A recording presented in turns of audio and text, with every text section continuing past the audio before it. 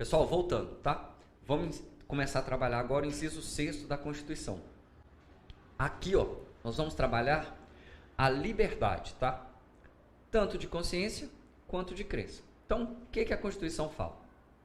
É inviolável a liberdade de consciência e crença, sendo assegurado o livre exercício do culto religioso e garantido na forma da lei a proteção dos locais de culto e as suas liturgias. Beleza. Preciso falar um monte de coisa aqui com vocês e, de novo, vou usar a pandemia como um exemplo mais recente para o que a gente vai trabalhar. Beleza. Então vamos começar com a parte inicial. Nós temos no Brasil a liberdade de consciência e a liberdade de crença. Então a primeira coisa que eu quero que você saiba é o seguinte: você tem liberdade para crer em Deus? Tem. Para não crer em Deus? Sim. Para crer no capeta? Sim. Em Buda? Sim. Maomé? Sim. Jeová? Filho, no que você quiser. Você pode crer no que você quiser e você também tem o direito de não crer em nada. Essa é a liberdade de consciência e a liberdade de crença. Beleza. Só que a Constituição prossegue e ela diz assim, ó: é assegurado o livre exercício do culto religioso. E aqui eu quero que você pare um minuto e entenda uma coisa comigo. Tem direito fundamental absoluto? Não. Então, olha só. Durante a pandemia, a gente viu diversas notícias dizendo que alguns prefeitos e governadores estavam proibindo que as pessoas frequentassem as igrejas durante determinados períodos, nos picos da pandemia, tá?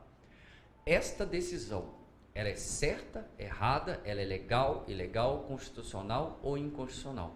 Pessoal, essa decisão, ela é em regra correta, tá? Por quê? De novo, desde que ela seja embasada em uma lei, tá? Por quê? Olha só, nenhum direito é absoluto. E para pensar aqui comigo um minutinho. Quem é o público que geralmente frequenta as igrejas? É aquele jovem de 16, 17, 18 anos, sarado, super saudável, né? Na flor da idade, aquele menino e aquela menina? Ou são pessoas de mais idade? Geralmente, com a idade, você tem uma série de problemas de saúde, tá? Qual desses dois grupos frequenta a igreja? Óbvio que o maior grupo são de pessoas idosas. Isso é óbvio, tá? E qual era o grupo mais vulnerável à doença do coronavírus que a gente tinha? As pessoas de mais idade e principalmente as pessoas com comorbidade. Então veja, a proibição do livre exercício do culto religioso em determinadas situações, ela é válida. Por quê? Aquela senhora que estava indo rezar para Jesus, muitas vezes estava entrando num ambiente em que era muito mais fácil ela posteriormente encontrar Jesus, né? Porque ela chegava lá num ambiente fechado, onde o vírus transmite e permanece por mais tempo. Ela pegava o vírus e depois ela morria. A ideia era protegê-la, né, desse encontro rápido com Jesus. Ela pode até encontrar, mas vamos esperar um pouquinho, não vão morrer de coronavírus. Isso é uma verdade tão absoluta nesse sentido, pessoal, que olha só, você hoje, em que a situação está, né, vamos dizer assim, praticamente normalizado, você pode ir ao culto, tá? Frequentar a sua igreja. Mas veja, você pode rezar para Jesus a partir de 10 horas da noite, fazendo rock do Senhor no talo, caixa de som, aquela zona toda? Não. Por quê? Existe a lei do silêncio. Ainda que você tenha a liberdade do exercício do culto religioso, você tem que respeitar a lei do silêncio. Então veja, essas restrições que foram adotadas durante o período da pandemia, elas são válidas, tá? Por quê? Elas são razoáveis, são proporcionais e desde que fundamentadas numa lei, pode restringir por determinado período de tempo seu direito fundamental. Não tem problema nenhum.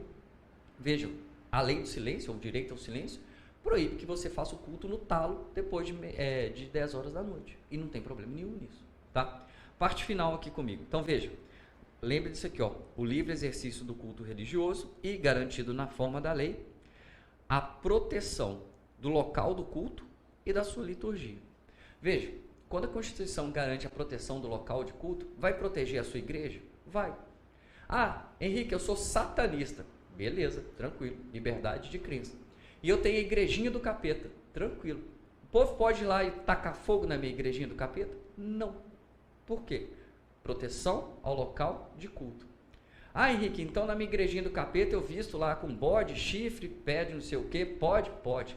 E lá na liturgia da minha igreja a gente rasga uma criancinha recém-nascida e bebe o sangue dela. Pode? Não. Por quê? Aqui, ó, um direito fundamental, ele colide com o outro. E no caso concreto, vai prevalecer qual? O direito à vida da criança. Ainda que você tenha liberdade de consciência e crença, e protegida a liturgia da sua crença, a sua liberdade de crença não se sobrepõe ao direito à vida. Tá? Então, neste caso, o que prevalece? O direito à vida. Você pode ter as suas liturgias lá dentro da sua igreja, dentro da sua crença, desde que ela não atinja outro direito fundamental. Tá?